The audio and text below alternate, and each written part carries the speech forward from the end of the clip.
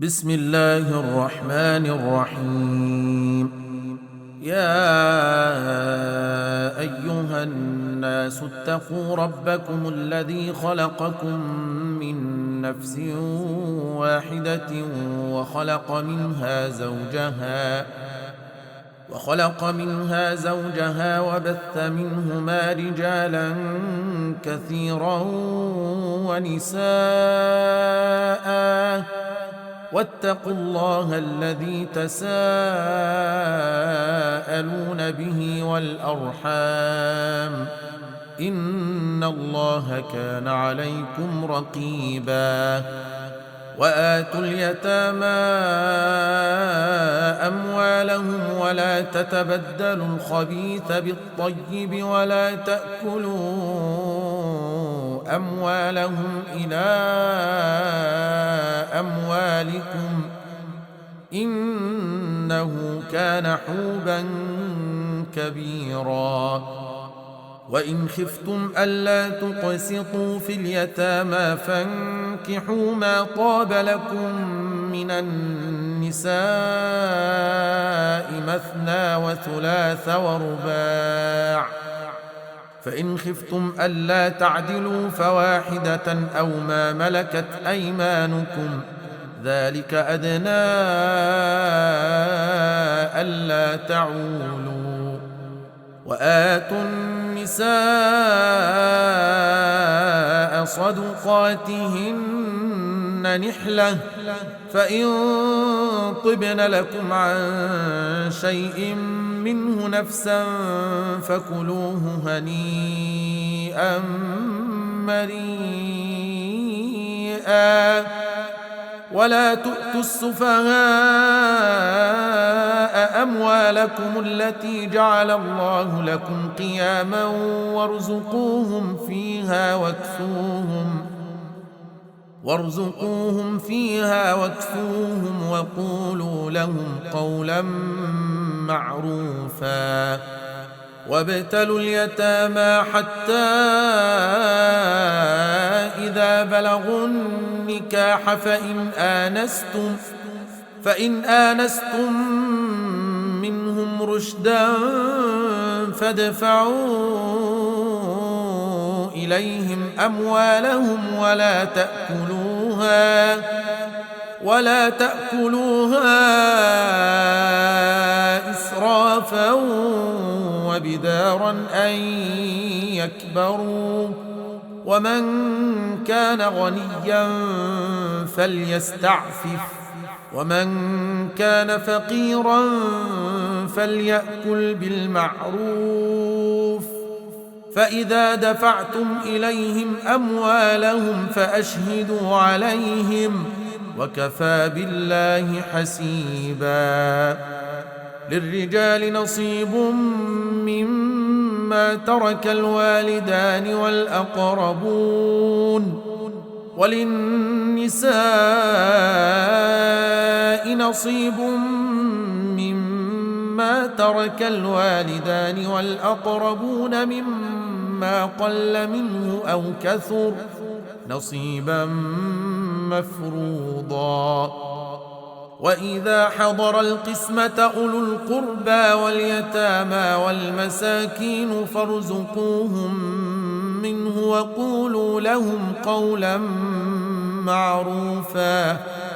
وليخشى الذين لو تركوا من خلفهم ذرية ضعافا خافوا عليهم فليتقوا الله وليقولوا قولا سديدا. إن الذين يأكلون أموال اليتامى ظلما إنما يأكلون في بطونهم نارا وسيصلون سعيرا. يوصيكم الله في أولادكم، للذكر مثل حظ الأنثيين، فإن كن نساء فوق اثنتين فلهن ثلثا ما ترك، وإن كانت واحدة فلها النصف، ولأبويه لكل واحد منهما السدس مما ترك إن كان له ولد، فإن لم يكن له ولد وورثه أبواه فلأمه الثلث، فإن كان له إخوة فلأمه السدس من بعد وصية يوصي بها أو دين. آباؤكم وأبناؤكم لا تدرون أيهم أقرب لكم نفعا، فريضة من الله، إن الله كان عليما حكيما. ولكم نصف ما ترك أزواجكم إن لم يكن لهن ولد، فإن كان لهن ولد فلكم الربع مما تركن من بعد وصية يوصين بها أو دين،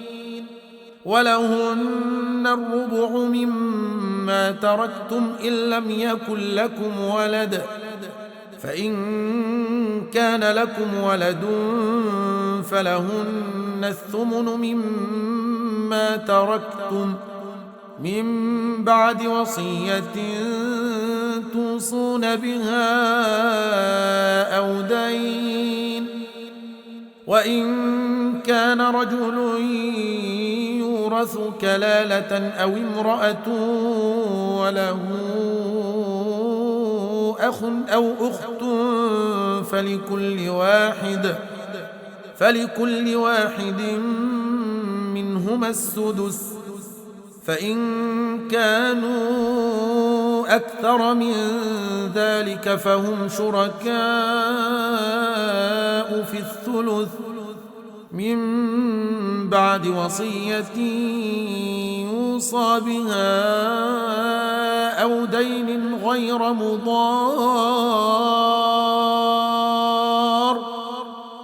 وصية من الله، والله عليم حليم. تلك حدود الله، ومن يطع الله ورسوله يدخله جنات تجري من تحتها الأنهار خالدين فيها، وذلك الفوز العظيم. ومن يعص الله ورسوله ويتعد حدوده يدخله نارا خالدا فيها وله عذاب مهين. واللاتي يأتين الفاحشة من نسائكم فاستشهدوا عليهن 4 منكم، فإن شهدوا فأمسكوهن في البيوت حتى يتوفاهن الموت أو يجعل الله لهن سبيلا. واللذان يأتيانها منكم فآذوهما، فإن تابا وأصلحا فأعرضوا عنهما، إن الله كان توابا رحيما. إنما التوبة على الله للذين يعملون السوء بجهالة ثم يتوبون من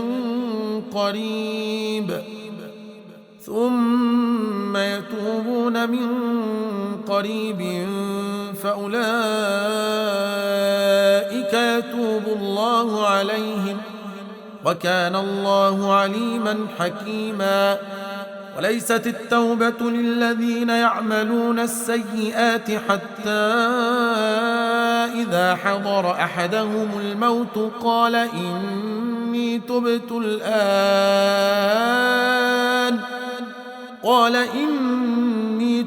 الآن ولا الذين يموتون وهم كفار أولئك أعتدنا لهم عذابا أليما. يا أيها الذين آمنوا لا يحل لكم أن ترثوا النساء كرها ولا تعضلوهن لتذهبوا ببعض ما آتيتموهن إلا أن يأتين بفاحشة مبينة وعاشروهن بالمعروف فإن كرهتموهن فعسى أن تكرهوا شيئا ويجعل الله فيه خيرا كثيرا.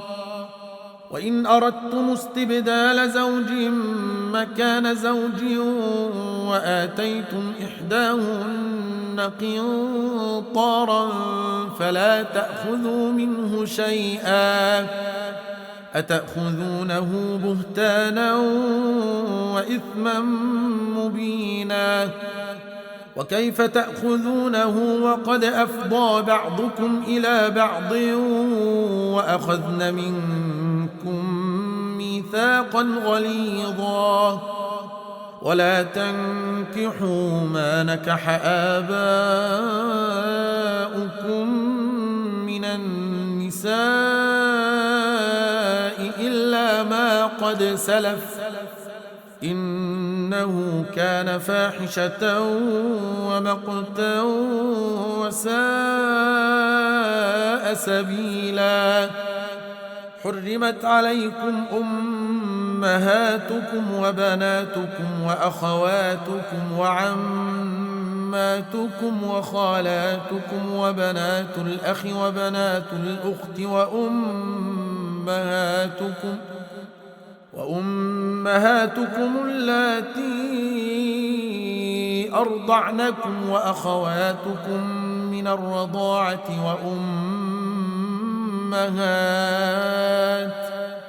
وأمهات نسائكم وربائبكم اللاتي في حجوركم من نسائكم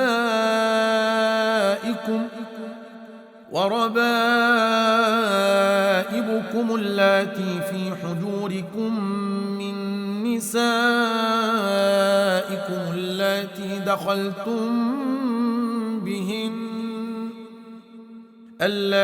دخلتم بهن فإن لم تكونوا دخلتم بهن فلا جناح عليكم وحلائل أبنائكم الذين من أصلابكم وأن تجمعوا بين الأختين إلا ما قد سلف إن الله كان غفورا رحيما. والمحصنات من النساء إلا ما ملكت أيمانكم كتاب الله عليكم وأحل لكم ما وراء ذلكم أن تبتغوا بأموالكم محصنين غير مسافحين فما استمتعتم به منهن فآتوهن أجورهن فريضة ولا جناح عليكم فيما تراضيتم به من بعد الفريضة إن الله كان عليما حكيما. ومن لم يستطع منكم طولا أن ينكح المحصنات المؤمنات فمما ملكت أيمانكم من فتياتكم المؤمنات والله أعلم بإيمانكم بعضكم من بعض فانكحوهن بإذن أهلهن وآتوهن أجورهن بالمعروف محصنات غير مسافحات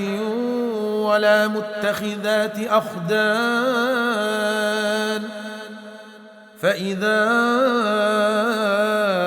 أحصن فإن أتين بفاحشة فعليهن نصف ما على المحصنات من العذاب ذلك لمن خشي العنة منكم وأن تصبروا خير لكم والله غفور رحيم يريد الله ليبين لكم ويهديكم سنن الذين من قبلكم ويتوب عليكم والله عليم حكيم والله يريد أن يتوب عليكم ويريد الذين يتبعون الشهوات أن تميلوا ميلا عظيما يريد الله أن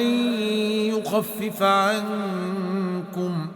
وخلق الإنسان ضعيفا يا أيها الذين آمنوا لا تأكلوا أموالكم بينكم بالباطل إلا أن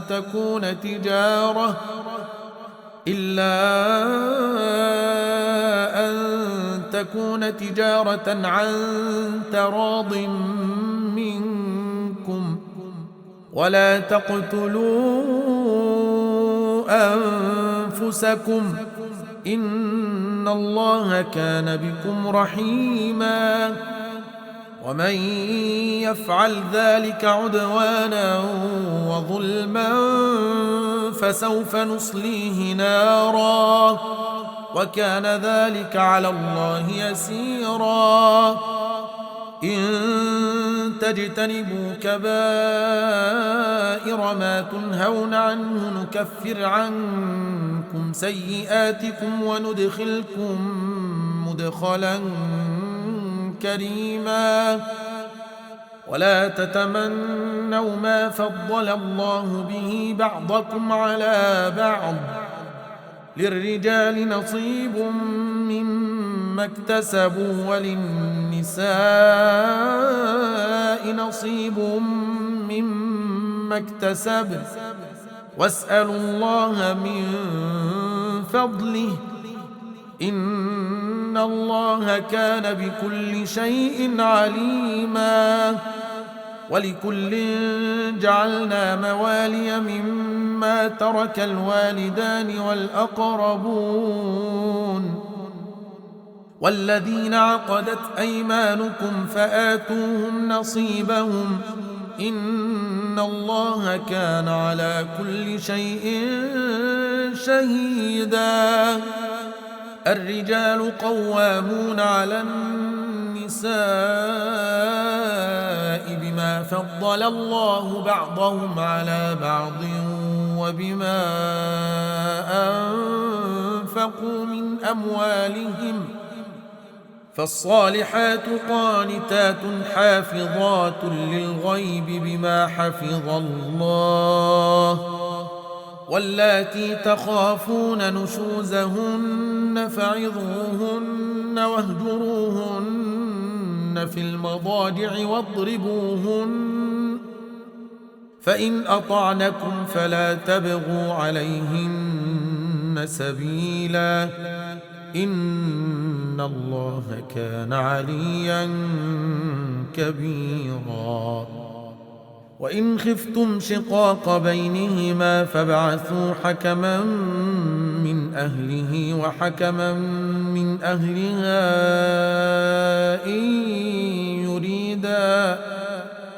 إن يريدا إصلاحا يوفق الله بينهما إن الله كان عليما خبيرا واعبدوا الله ولا تشركوا به شيئا وبالوالدين إحسانا وبذي القربى واليتامى والمساكين والجار ذي القربى والجار الجنب والصاحب بالجنب وابن السبيل وما ملكت أيمانكم إن الله لا يحب من كان مختالا فخورا الذين يبخلون ويأمرون الناس بالبخل ويكتمون ما آتاهم الله من فضله وأعتدنا للكافرين عذابا مهينا والذين ينفقون أموالهم رئاء الناس ولا يؤمنون بالله ولا باليوم الآخر ومن يكن الشيطان له قرينا فساء قرينا وماذا عليهم لو آمنوا بالله واليوم الآخر وأنفقوا مما رزقهم الله وكان الله بهم عليما إن الله لا يظلم مثقال ذرة وإن تك حسنة يضاعفها ويؤت من لدنه أجرا عظيما فكيف إذا جئنا من كل أمة بشهيد وجئنا بك على هؤلاء شهيدا يومئذ يود الذين كفروا وعصوا الرسول لو تسوى بهم الأرض ولا يكتمون الله حديثا يا أيها الذين آمنوا لا تقربوا الصلاة وأنتم سكارى حتى تعلموا ما تقولون ولا جنبا إلا عابري سبيل حتى تغتسلوا وإن كنتم مرضى أو على سفر أو جاء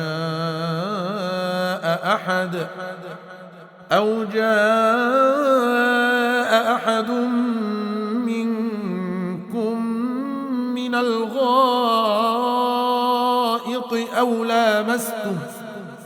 أو لامستم النساء فلم تجدوا ماء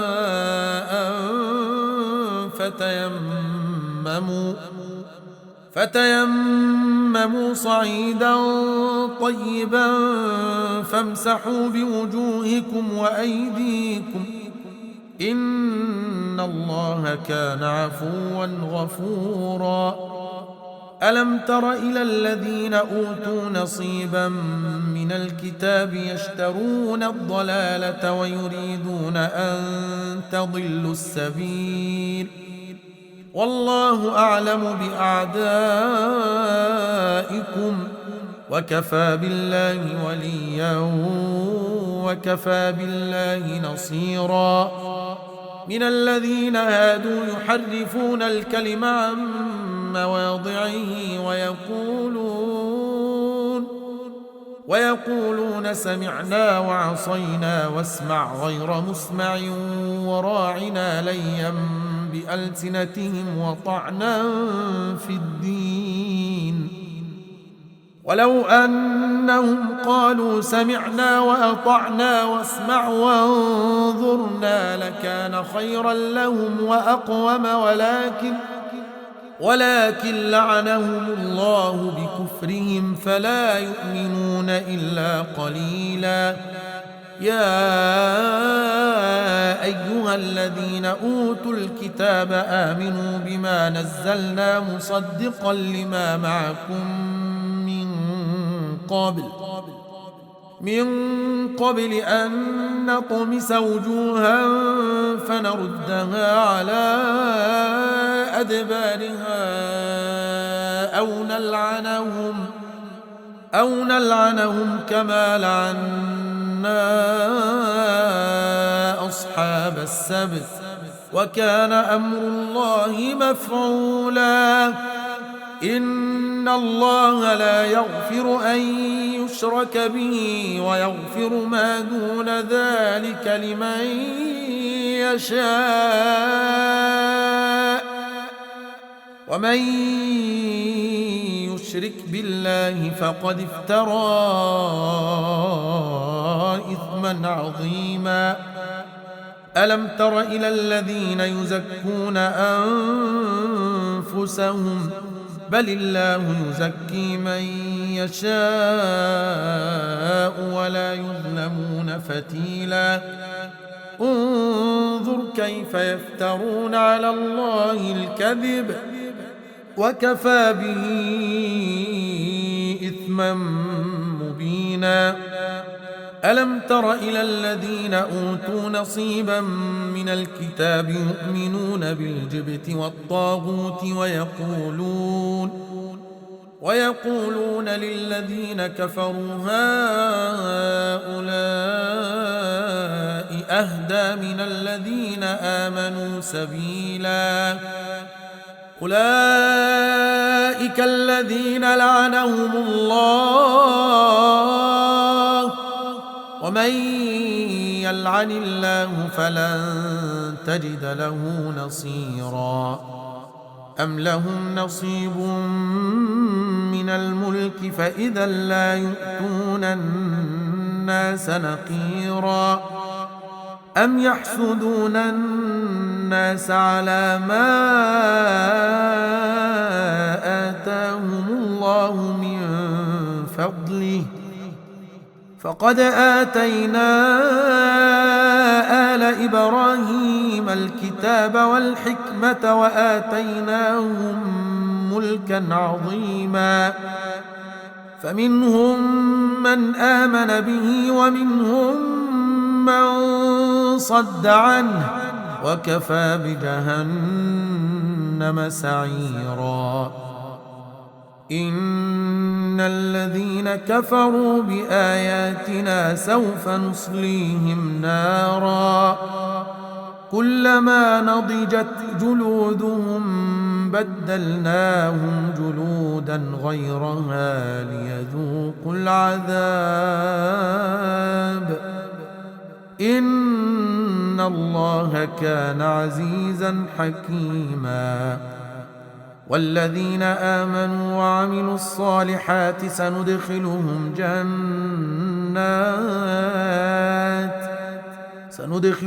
جنات تجري من تحتها الأنهار خالدين فيها أبدا لهم فيها أزواج مطهرة وندخلهم ظلا ظليلا. إن الله يأمركم أن تؤدوا الأمانات إلى أهلها وإذا حكمتم بين الناس أن تحكموا بالعدل إن الله نعم يعظكم به إن الله كان سميعا بصيرا. يا أيها الذين آمنوا أطيعوا الله وأطيعوا الرسول وأولي الأمر منكم فإن تنازعتم في شيء فردوه إلى الله والرسول إن كنتم تؤمنون بالله واليوم الآخر ذلك خير وأحسن تأويلا. ألم تر إلى الذين يزعمون أنهم آمنوا بما أنزل إليك وما أنزل من قبلك يريدون أن يتحاكموا إلى الطاغوت وقد أمروا أن يكفروا به ويريد الشيطان أن يضلهم ضلالا بعيدا وإذا قيل لهم تعالوا إلى ما أنزل الله وإلى الرسول رأيت المنافقين يصدون عنك صدودا فكيف إذا أصابتهم مصيبة بما قدمت أيديهم ثم جاءوك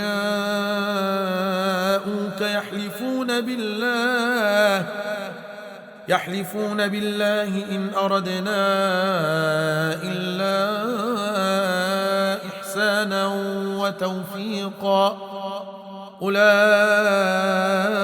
الذين يعلم الله ما في قلوبهم فأعرض عنهم وعظهم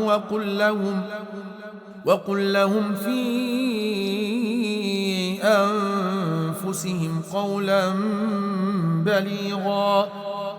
وما أرسلنا من رسول إلا ليطاع بإذن الله ولو أنهم إذ ظلموا أنفسهم جاءوك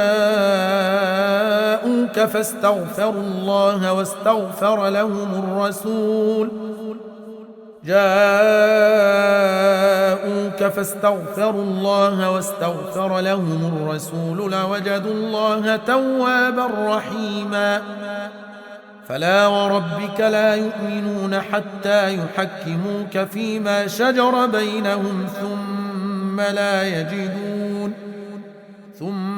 لا يجدون في أنفسهم حرجا مما قضيت ويسلموا تسليما ولو أنا كتبنا عليهم أن اقتلوا أنفسكم أو اخرجوا من دياركم ما فعلوه إلا قليل منهم ولو أنهم فعلوا ما يوعظون به لكان خيرا لهم وأشد تثبيتا وإذا لآتيناهم من لدنا أجرا عظيما ولهديناهم صراطا مستقيما ومن يطع الله والرسول فأولئك مع الذين أنعم الله عليهم من النبيين والصديقين والشهداء والصالحين وحسن أولئك رفيقا ذلك الفضل من الله وكفى بالله عليما يا أيها الذين آمنوا خذوا حذركم فانفروا ثبات أو انفروا جميعا وإن منكم لمن ليبطئن فإن أصابتكم مصيبة قال قد أنعم الله علي إذ لم أكن معهم شهيدا ولئن أصابكم فضل من الله ليقولن كأن لم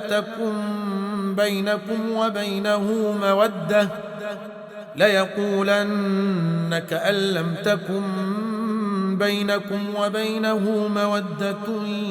يا ليتني كنت معهم فأفوز فوزا عظيما فليقاتل في سبيل الله الذين يشرون الحياة الدنيا بالآخرة ومن يقاتل في سبيل الله فيقتل أو يغلب فسوف نؤتيه أجرا عظيما وما لكم لا تقاتلون في سبيل الله والمستضعفين من الرجال والنساء والولدان الذين يقولون ربنا أخرجنا من هذه القرية الظالم أهلها واجعل لنا من لدنك وليا واجعل لنا من لدنك نصيرا الذين آمنوا يقاتلون في سبيل الله والذين كفروا يقاتلون في سبيل الطاغوت فقاتلوا أولياء الشيطان إن كيد الشيطان كان ضعيفا ألم تر إلى الذين قيل لهم كفوا أيديكم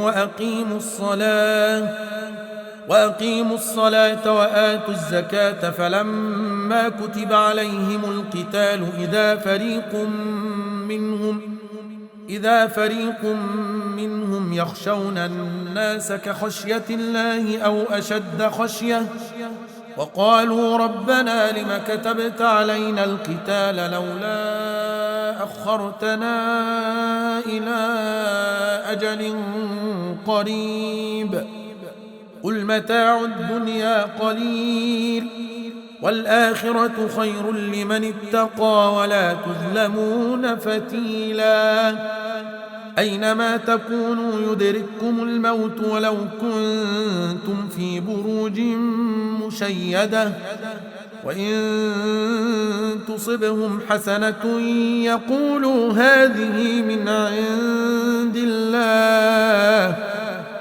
وإن تصبهم سيئة يقولوا هذه من عندك قل كل من عند الله فما لهؤلاء القوم لا يكادون يفقهون حديثا ما أصابك من حسنة فمن الله وما أصابك من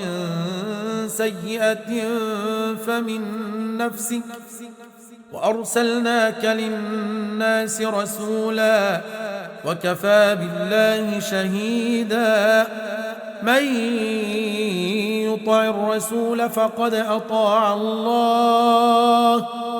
ومن تولى فما أرسلناك عليهم حفيظا ويقولون طاعة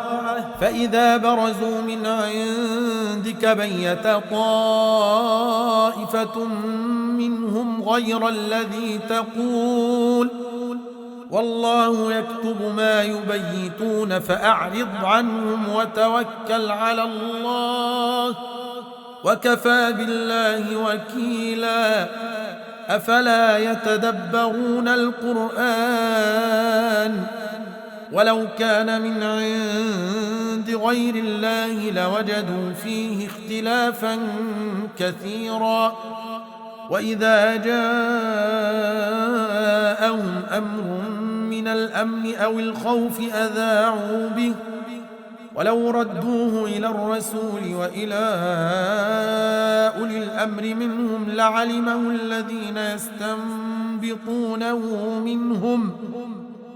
ولولا فضل الله عليكم ورحمته لاتبعتم الشيطان إلا قليلا فقاتل في سبيل الله لا تكلف إلا نفسك وحرض المؤمنين عسى الله أن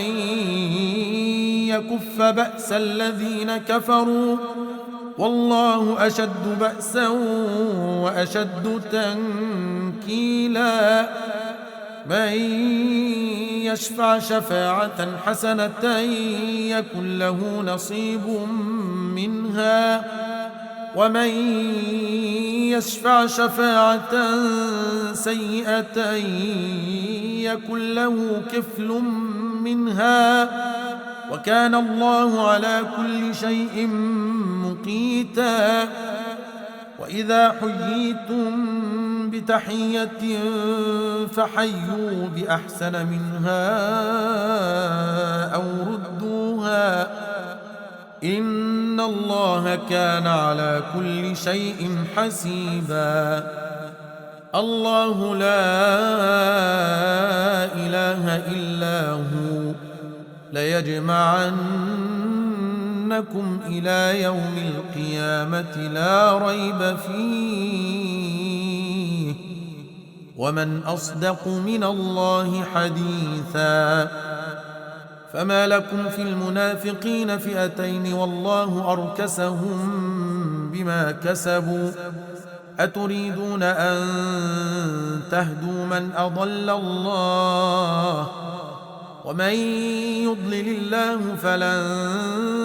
تجد له سبيلا.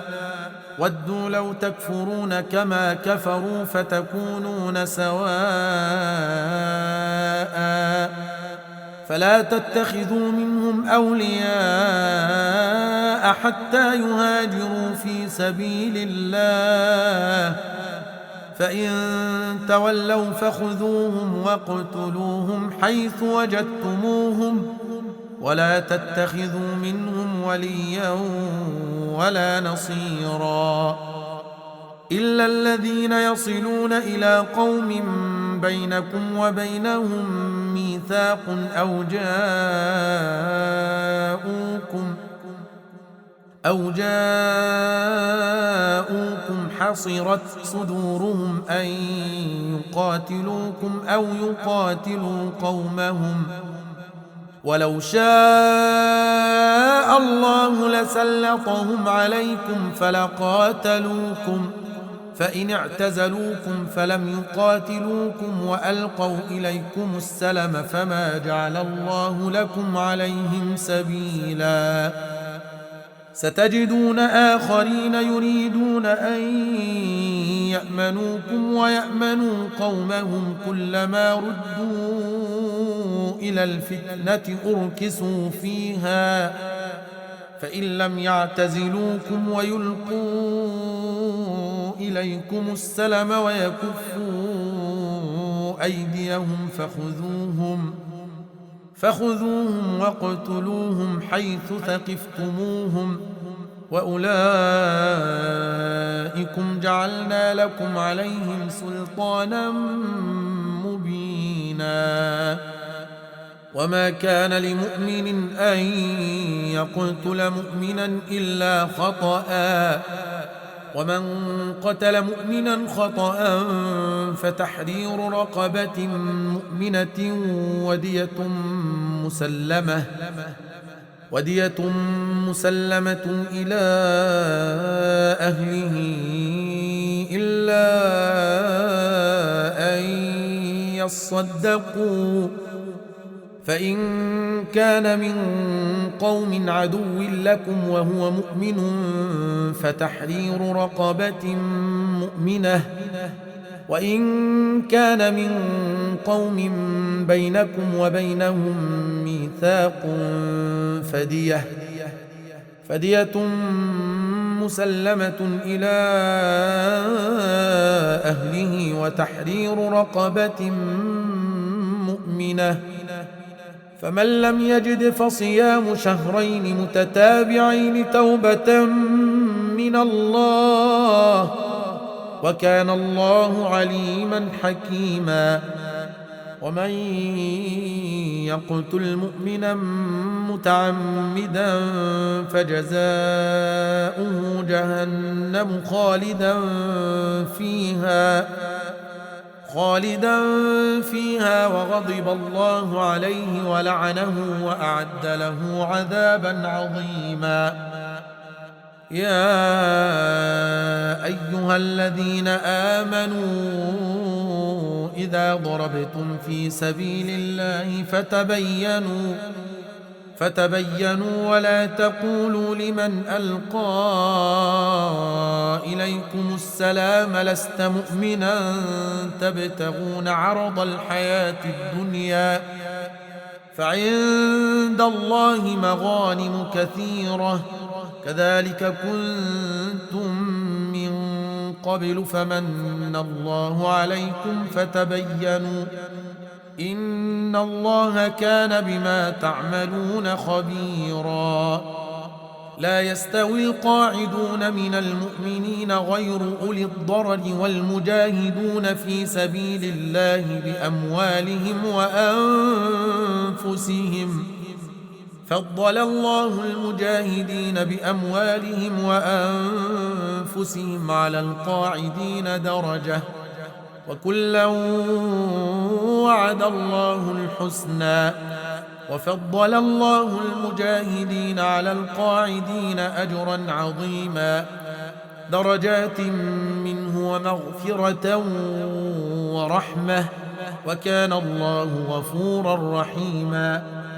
إن الذين توفاهم الملائكة ظالمي أنفسهم قالوا فيم كنتم قالوا كنا مستضعفين في الأرض قالوا ألم تكن أرض الله واسعة فتهاجروا فيها فأولئك مأواهم جهنم وساءت مصيرا إلا المستضعفين من الرجال والنساء والولدان لا يستطيعون حيلة ولا يهتدون سبيلا فأولئك عسى الله أن يعفو عنهم وكان الله عفوا غفورا ومن يهاجر في سبيل الله يجد في الأرض مراغما كثيرا وسعة ومن يخرج من بيته مهاجرا إلى الله ورسوله ثم يدركه الموت فقد وقع أجره على الله وكان الله غفورا رحيما وإذا ضربتم في الأرض فليس عليكم جناح أن تقصروا من الصلاة إن خفتم أن يفتنكم الذين كفروا إن الكافرين كانوا لكم عدوا مبينا وإذا كنت فيهم فأقمت لهم الصلاة فلتقم طائفة منهم معك وليأخذوا أسلحتهم فإذا سجدوا فليكونوا من ورائكم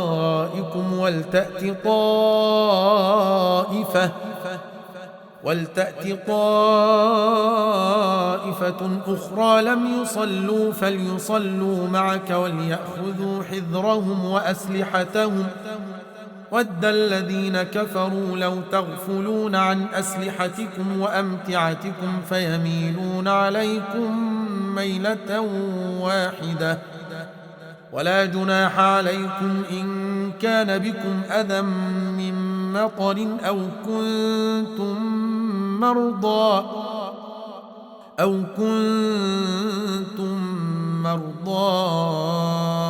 أن تضعوا أسلحتكم وخذوا حذركم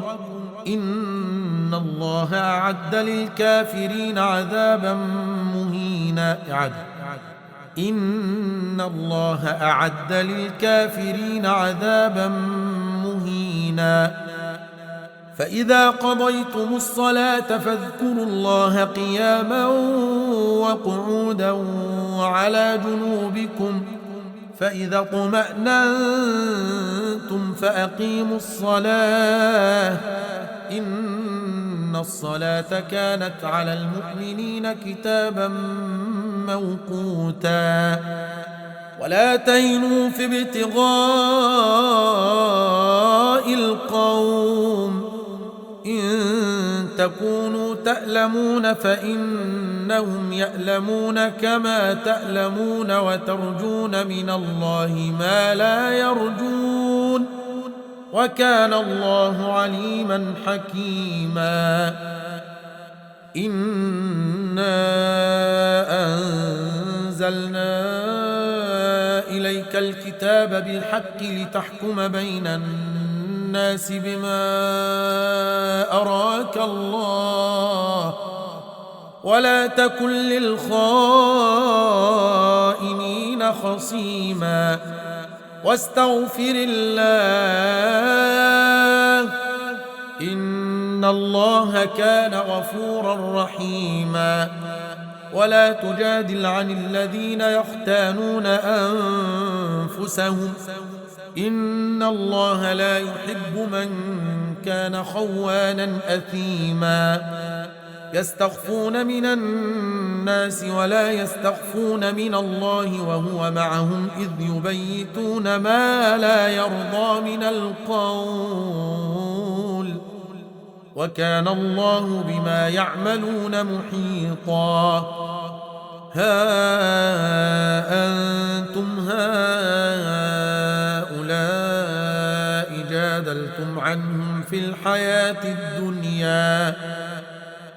جادلتم عنهم في الحياة الدنيا فمن يجادل الله عنهم يوم القيامة أم من يكون عليهم وكيلا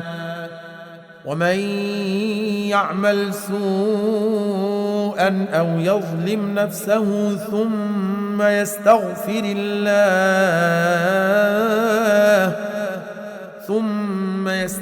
الله يجد الله غفورا رحيما ومن يكسب إثما فإنما يكسبه على نفسه وكان الله عليما حكيما ومن يكسب خطيئة أو إثما ثم يرم به بريئا فقد احتمل بهتانا وإثما مبينا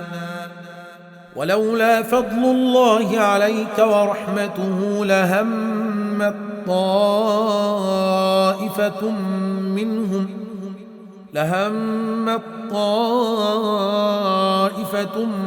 منهم أن يضلوك وما يضلون إلا أنفسهم وما يضرونك من شيء وأنزل الله عليك الكتاب والحكمة وعلمك ما لم تكن تعلم وكان فضل الله عليك عظيما لا خير في كثير من نجواهم إلا من أمر بصدقة أو معروف أو إصلاح بين الناس ومن يفعل ذلك ابتغاء مرضات الله فسوف نؤتيه أجرا عظيما ومن يشاقق الرسول من بعد ما تبين له الهدى ويتبع غير سبيل المؤمنين نوله ما تولى ونصله جهنم وساءت مصيرا إن الله لا يغفر أن يشرك به ويغفر ما دون ذلك لمن يشاء ومن يشرك بالله فقد ضل ضلالا بعيدا إن يدعون من دونه إلا إناثا وإن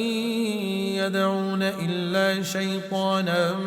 مريدا لعنه الله وقال لأتخذن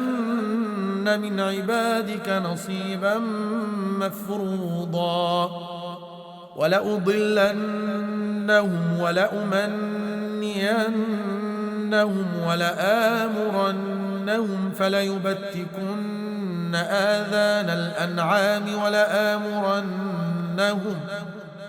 فليبتكن آذان الأنعام ولآمرنهم فليغيرن خلق الله ومن يتخذ الشيطان وليا من دون الله فقد خسر خسرانا مبينا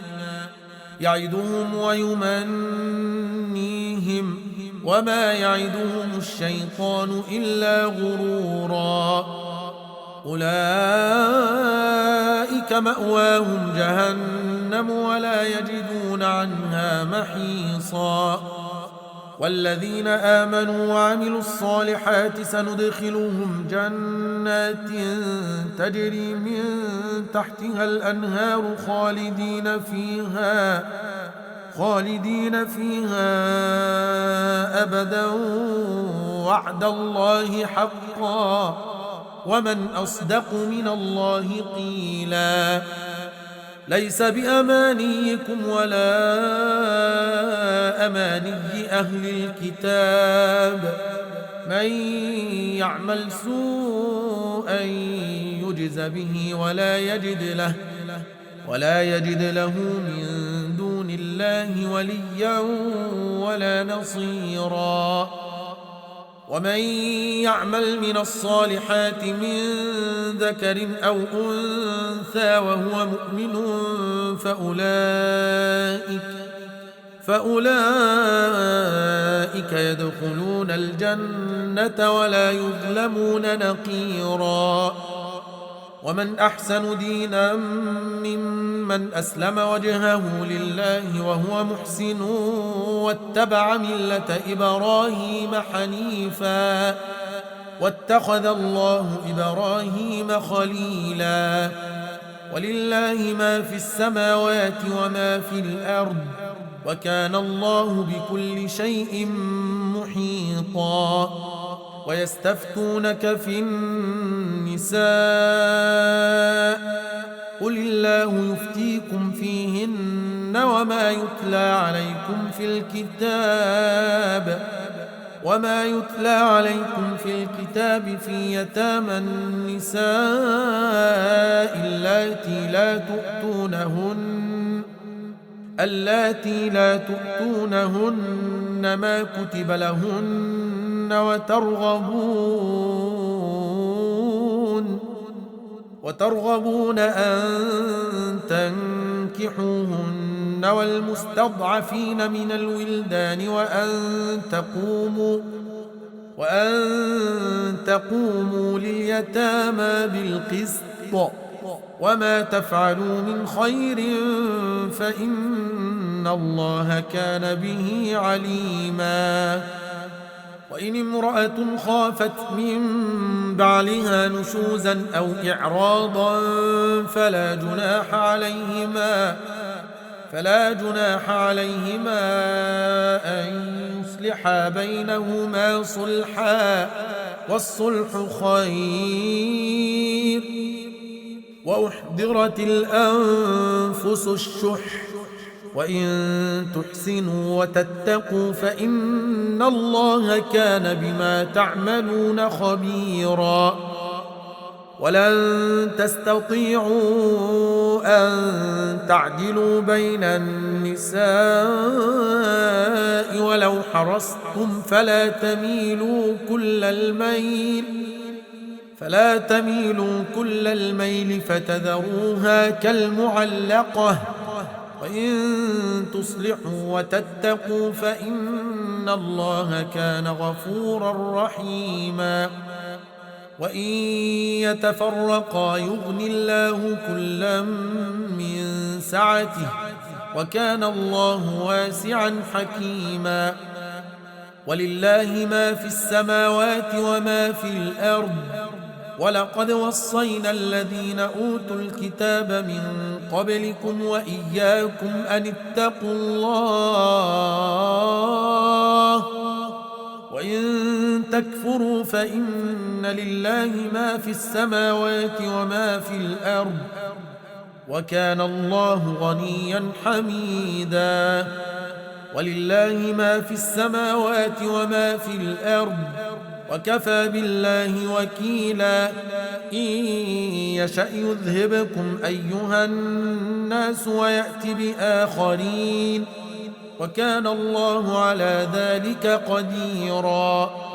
من كان يريد ثواب الدنيا فعند الله ثواب الدنيا والآخرة وكان الله سميعا بصيرا يا أيها الذين آمنوا كونوا قوامين بالقسط شهداء لله ولو على أنفسكم أو الوالدين والأقربين إن يكن غنيا أو فقيرا فالله أولى بهما فلا تتبعوا الهوى أن تعدلوا وإن تلووا أو تعرضوا فإن الله كان بما تعملون خبيرا يا أيها الذين آمنوا بالله ورسوله والكتاب الذي نزل على رسوله والكتاب الذي أنزل من قبل ومن يكفر بالله وملائكته وكتبه ورسله واليوم الآخر فقد ضل ضلالا بعيدا إن الذين آمنوا ثم كفروا ثم آمنوا ثم كفروا ثم ازدادوا كفرا لم يكن الله ليغفر لهم ولا ليهديهم سبيلا بشر المنافقين بأن لهم عذابا أليما الذين يتخذون الكافرين أولياء من دون المؤمنين أيبتغون عندهم العزة فإن العزة لله جميعا وقد نزل عليكم في الكتاب أن إذا سمعتم آيات الله يكفر بها ويستهزأ بها فلا تقعدوا معهم حتى يخوضوا في حديث غيره إنكم إذا مثلهم إن الله جامع المنافقين والكافرين في جهنم جميعا الذين يتربصون بكم فإن كان لكم فتح من الله قالوا ألم نكن معكم وإن كان للكافرين نصيب قالوا ألم نستحوذ عليكم ونمنعكم من المؤمنين فالله يحكم بينكم يوم القيامة ولن يجعل الله للكافرين على المؤمنين سبيلا إن المنافقين يخادعون الله وهو خادعهم وإذا قاموا إلى الصلاة قاموا كسالى يراءون الناس ولا يذكرون الله إلا قليلا مذبذبين بين ذلك لا إله هؤلاء ولا إله هؤلاء ومن يضلل الله فلن تجد له سبيلا. يا أيها الذين آمنوا لا تتخذوا الكافرين أولياء من دون المؤمنين أتريدون أن تجعلوا لله عليكم سلطانا مبينا. إن المنافقين في الدرك الأسفل من النار ولن تجد لهم نصيرا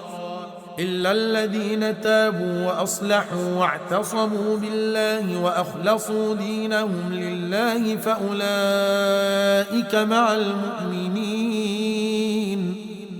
وسوف يؤتي الله المؤمنين أجرا عظيما. ما يفعل الله بعذابكم إن شكرتم وآمنتم وكان الله شاكرا عليما. لا يحب الله الجهر بالسوء من القول إلا من ظلم وكان الله سميعا عليما. إن تبدوا خيرا أو تخفوه أو تعفو عن سوء فإن الله كان عفوا قديرا. إن الذين يكفرون بالله ورسله ويريدون أن يفرقوا بين الله ورسله ويقولون نؤمن ببعض ونكفر ببعض ويريدون أن يتخذوا بين ذلك سبيلا أولئك هم الكافرون حقا وأعتدنا للكافرين عذابا مهينا. والذين آمنوا بالله ورسله ولم يفرقوا بين أحد منهم أولئك سوف يؤتيهم أجورهم وكان الله غفورا رحيما. يسألك أهل الكتاب أن تنزل عليهم كتابا من السماء فقد سألوا موسى أكبر من ذلك فقالوا أرنا الله جهرة فأخذتهم الصاعقة بظلمهم ثم اتخذوا العجل من بعد ما جاءتهم البينات فعفونا عن ذلك وآتينا موسى سلطانا مبينا. ورفعنا فوقهم الطور بميثاقهم وقلنا لهم ادخلوا الباب سجدا وقلنا لهم لا تعدوا في السبت وأخذنا منهم ميثاقا غليظا. فبما نقضهم ميثاقهم وكفرهم بآيات الله وقتلهم الأنبياء بغير حق وقولهم قلوبنا غلف بل طبع الله عليها بكفرهم فلا يؤمنون إلا قليلا. وبكفرهم وقولهم على مريم بهتانا عظيما وقولهم إنا قتلنا المسيح عيسى ابن مريم رسول الله وما قتلوه وما صلبوه ولكن شبه لهم وإن الذين اختلفوا فيه لفي شك منه ما لهم به من علم إلا اتباع الظن وما قتلوه يقينا بل رفعه الله إليه وكان الله عزيزا حكيما. وإن من أهل الكتاب إلا ليؤمنن به قبل موته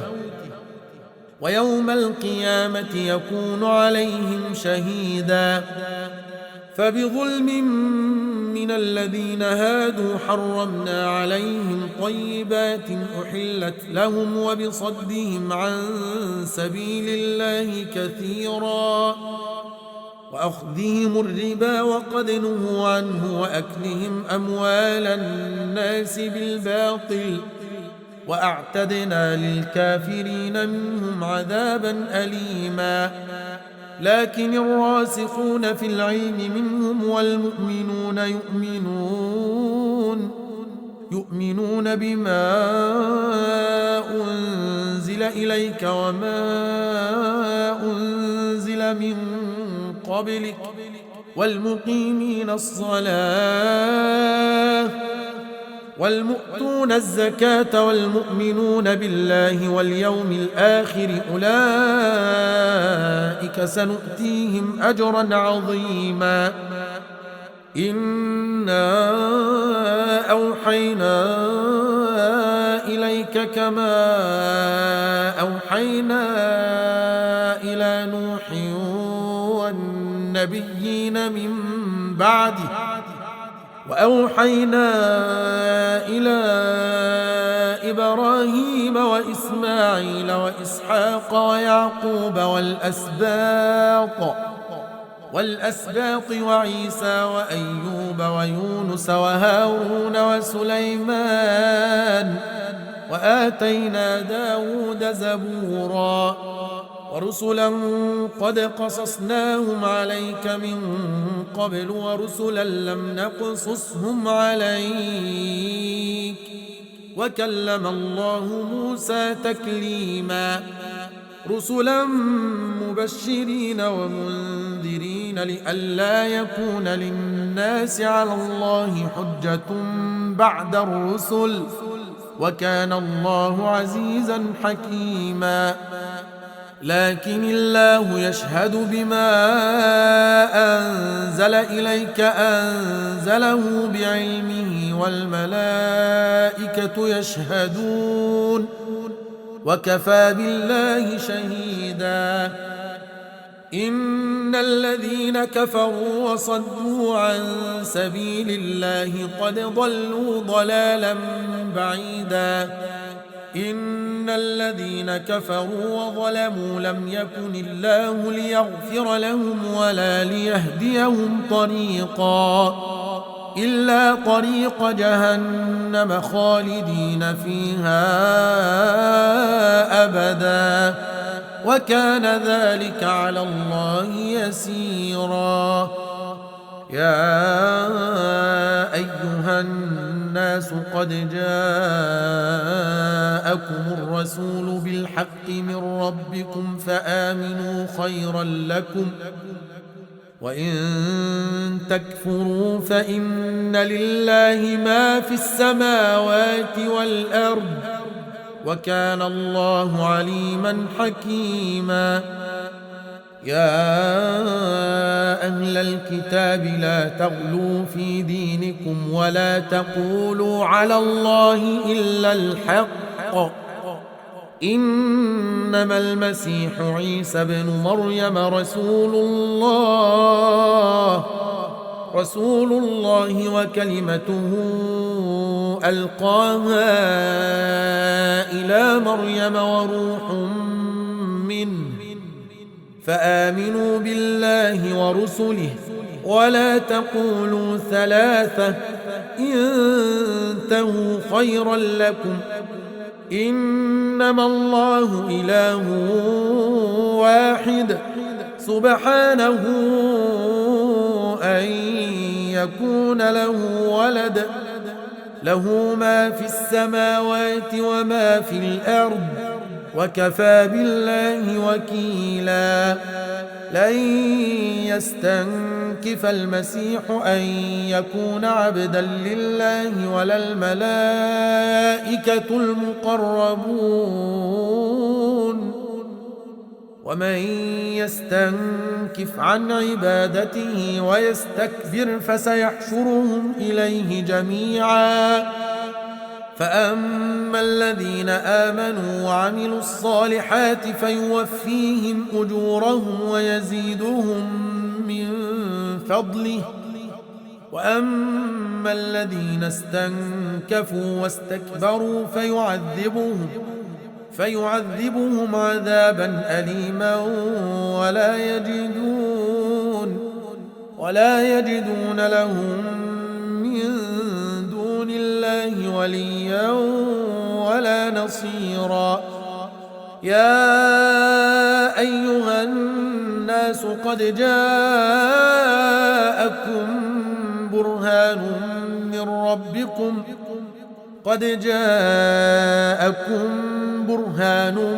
من ربكم وأنزلنا إليكم نورا مبينا. فأما الذين آمنوا بالله واعتصموا به فسيدخلهم في رحمة منه وفضل ويهديهم إليه صراطا مستقيما. يستفتونك قل الله يفتيكم في الكلالة إن امرؤ هلك ليس له ولد وله أخت فلها نصف ما ترك وهو يرثها إن لم يكن لها ولد،